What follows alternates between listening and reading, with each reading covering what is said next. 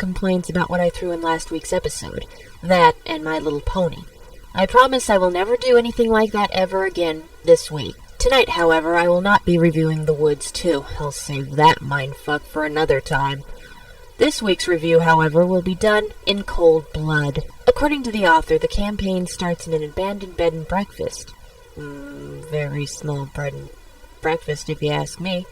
And leads the survivors down into an old abandoned coal mine. The survivors eventually find their way to the other side of the cave to be rescued by a passing news chopper. But how well does this play through? Well, let's dive right into Cold Blood. Cold Blood is 4 maps long with tons of places to explore. There is even woods. Yet unlike that pathetic excuse for a campaign, this is far more interesting.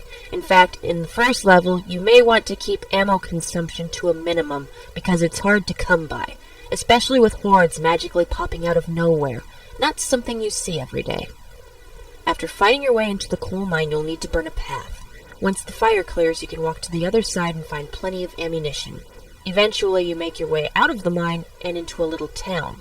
In one of the houses, we thought we found an endless supply of pipe bombs, but it turns out it was just a bunch of them stuck to each other. Then, eventually, you find the safe room minus supplies. Also, be careful when trying to leave some of these safe rooms, because special infected and hordes will spawn constantly. Loading!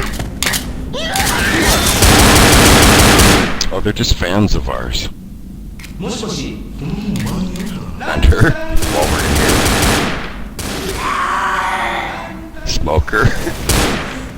You don't want to come out of here too quick, do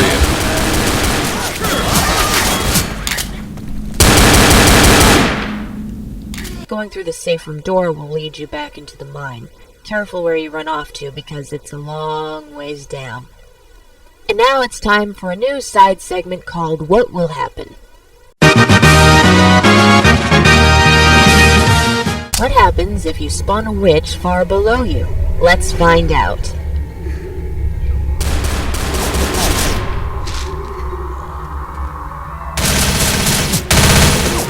And that witch ain't gonna sit still much longer. You just want to see what happens. She's just standing there. She's just standing down there. She doesn't know what to do. I just wanted to see what would happen if you spawned something far away from you like that. One more question. I like experimenting. Where are they at? Where's it at? At the very bottom. And here's another fun fact for fellow server owners. If you spawn a tank at the bottom of a level, it'll go into hibernation and wait for the survivors. After spawning our tank and super tank, I ended up deleting both of them to continue the review. But still, if you want to impress your friends or make some fuckwit rage quit, you have options. Going down the mine, you will need to enter a control room to lower the bridge to get to the other side. Then when you make it to the bottom, you will need to flip the switch to get the train to move so you can continue onward. Then after surviving the zombies, you can pass the trains and start the elevator, which will then summon even more zombies. When you get to the elevator, assuming that you're not dead by the time it comes there, it'll lead you to the safe room.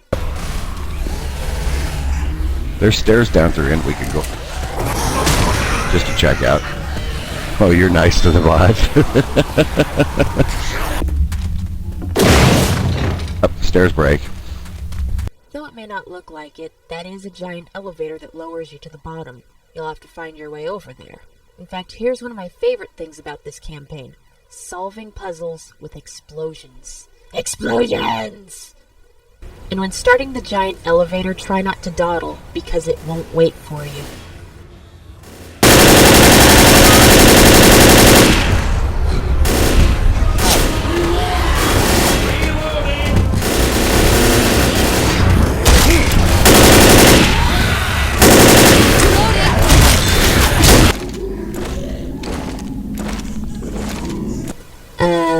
Now, for no reason at all, here's some music to go with that clip.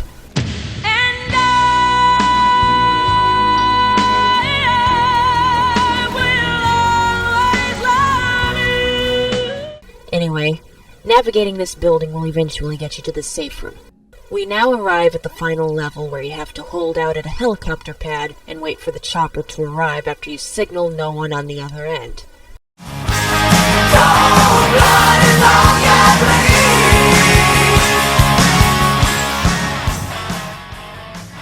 This has to be one of the greatest campaigns for Left 4 Dead 1 I've ever played. I'm being serious and not being sarcastic in any way. I really like this campaign. I mean, granted, it has some visual faults, and hordes spawn out of nowhere, which I guess you could argue that takes away from the realism, but it's not every day that you see something like that. But overall, it's a fun challenge to play with friends, and good luck finding something like this on an Xbox. Until next time, this has been OverlordTomala, ruining gaming since 2004.